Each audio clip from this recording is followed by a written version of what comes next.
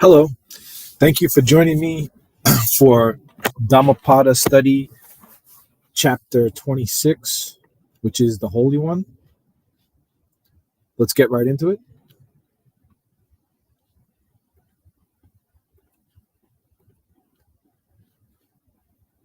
The study of the Dhamma, which means universal law, is essential on the path to enlightenment.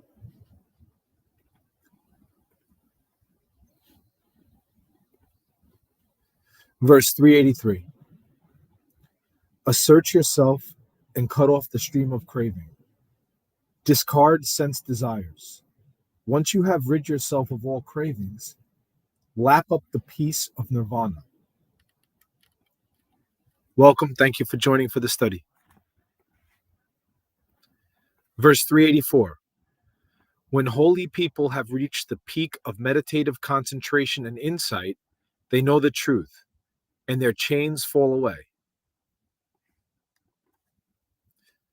385. Someone who has for himself neither the shore of the sense bases nor the other shore of the sense objects, who is free of anxiety and bonds, is truly holy.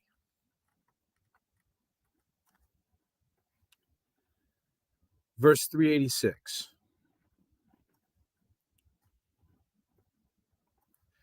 A person who is pure, settled, and absorbed in concentrated contemplation, that sits in solitude with all of their spiritual work done and the highest level attained, is called a holy man.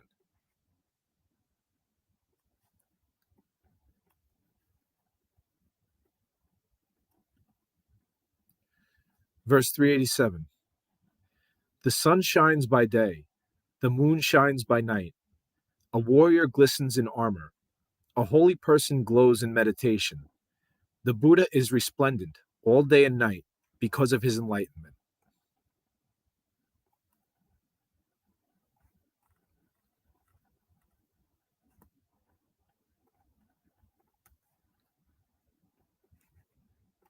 Verse 388. If someone has discarded evil, they are a brahmana. If someone lives calmly, they are a samana. If someone has renounced impurities, they are a pabajita. Let me read the second translation for this. He who has rid himself of sinful actions is a master. He who prioritizes serenity is a recluse. He who has done away with his faults is a renunciate. 389. No one should not attack a holy person. No one should attack a holy person. Neither should a holy person, when attacked, give way to anger. Shame on those who attack a holy man, and more shame on those who allow themselves to be ruled by anger.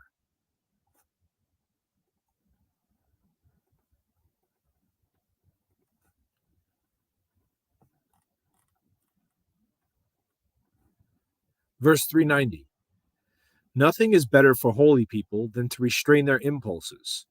The extent that a person's intent to harm dissolves is equivalent to the ease of their suffering. What a beautiful sutta. Verse 391.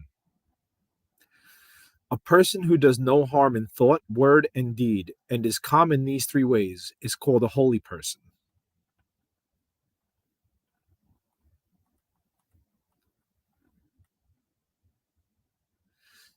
Agreed. The chains are tough to break in everyday life. And without a doubt, noticing that they're there is the first step to breaking them.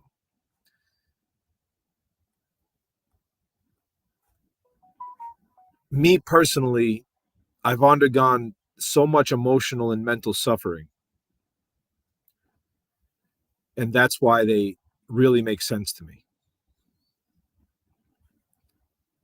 392. Just as a high priest reveres his sacrificial fire, people should devoutly revere the person they learn the true teachings from. 393. Not by a cool hairstyle, nor by good genes, nor by order of birth does a person become holy.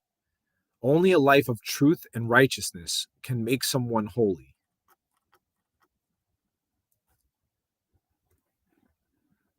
Verse 394. What is the use of your cool hairstyle if you are foolish?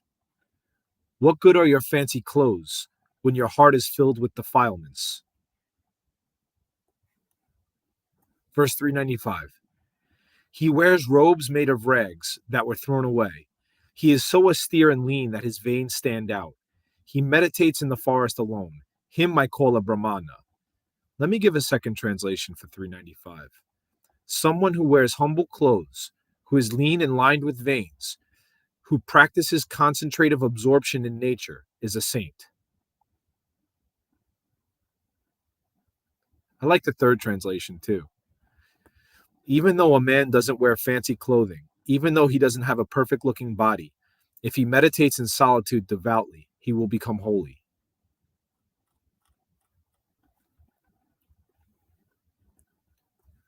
Verse 396. I would not call a man holy because of his lineage or the social status of his mother. If he is shallow, arrogant, and shackled with attachments, then he is not holy. If he is free of attachment and craving, then he is holy.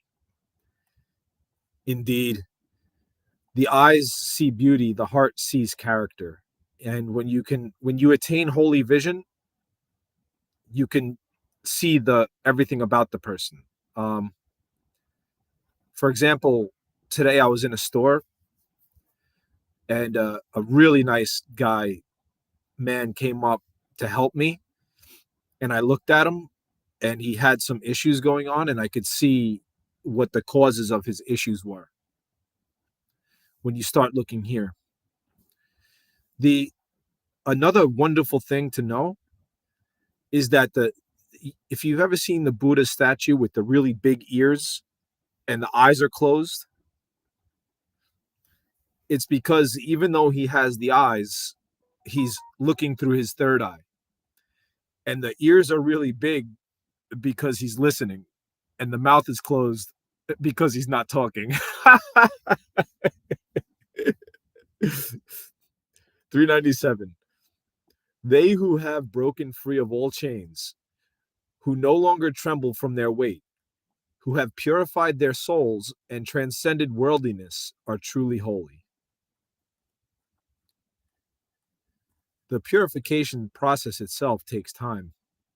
It's not something that's done in one sitting. And then if you put defiled things into your senses, impure things into your senses and body, each time you defile yourself, you have to start over again.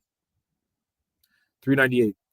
A person who has cut off the strap of hatred, the bond of craving, and the rope of false ideas, together with the loop of latent evil tendencies, and has removed the crossbar of ignorance and is enlightened, is described as a holy person. 399. He endures insults, assaults, and forced obligations without resentment. Strength is his army, and patience is his force. He is a real holy man. How good is verse 399?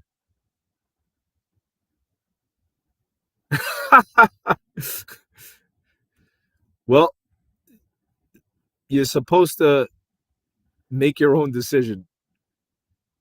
I saw something before on my feed. It said, trust the universe.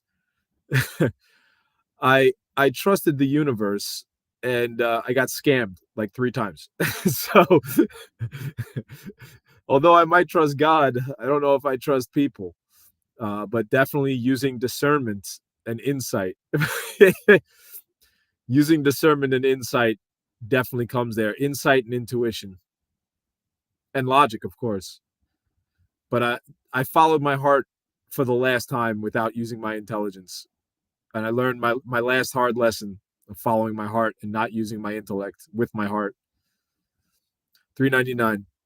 He endures, did that one. 400. All right, Sutra 400. One who is free from anger, devout, virtuous, free from craving, controlled in their senses, and owns their final body is truly holy. 401. Just like water rolls off a lotus leaf, a mustard seed falls off the tip of a needle. An enlightened person does not cling to sensual pleasures. Verse 402. He who in this life discerns in this very moment the end of stress, who is unshackled with his burden laid down, is called a holy man. 403. A person who has deep knowledge and can discern the right path, who has attained the highest end, is called holy. Verse 404. He does not establish extensive contact with the houseless or the householders.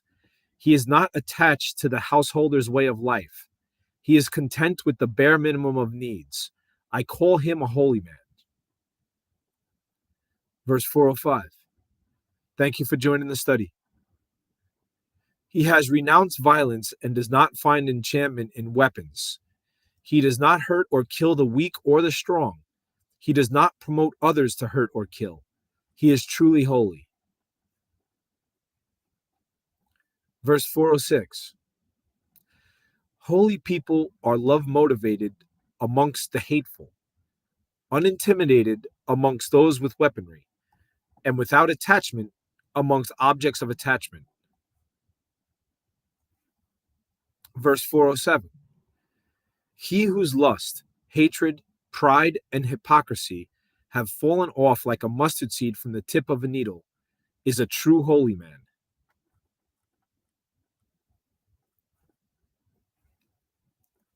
Verse 408. His words are truthful, well-meaning, constructive, and not harsh. His speech does not offend or provoke anyone. Such a person is holy. Verse 409. One who in this world takes nothing that is not given, be it long or short, small or big, good or bad, is truly holy. Verse 410. He has no yearnings for this world or the next. He is free from addiction and greed. He is disengaged from defilements. Such a person is genuinely holy. Verse 411. One who has no attachments, who through perfect knowledge is free from obsessive doubts, and has swan-dived into infinity, is called holy.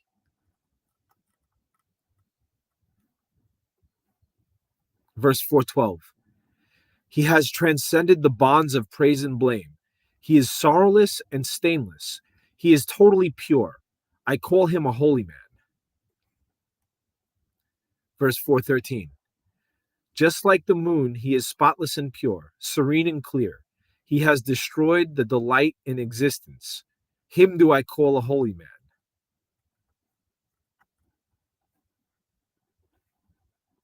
Verse 414. He has made his way across this murky, perilous, and delusional sea of existence. He has reached the other shore. He is mindful, calm, free of doubt, and clings to nothing. He is an authentic saint. Verse 415. People who have abandoned sensual pleasures, renounce domestic life, and become homeless wanderers who no longer cling to desires or sensuality are truly holy. Verse 416. In this moment, he is moving freely, unconcerned about gain, craving, or addiction. He has transcended duality and will never cling again. He is an authentic holy man. Verse 417. He has given up the bonds that tie him to humanity. He has transcended the bonds of attachment to life in heaven as well. He is entirely free of attachment. He is truly enlightened.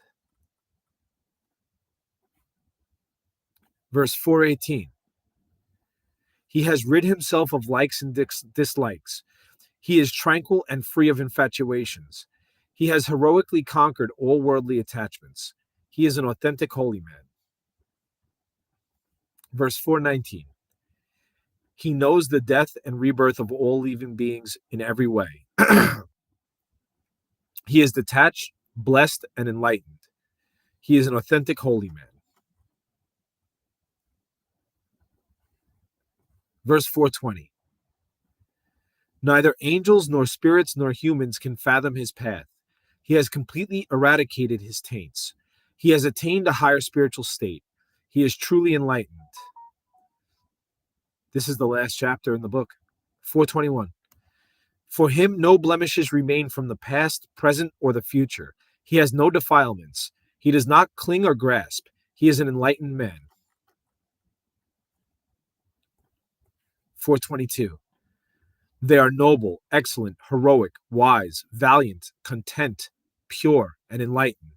I forever call them holy ones. Verse 423.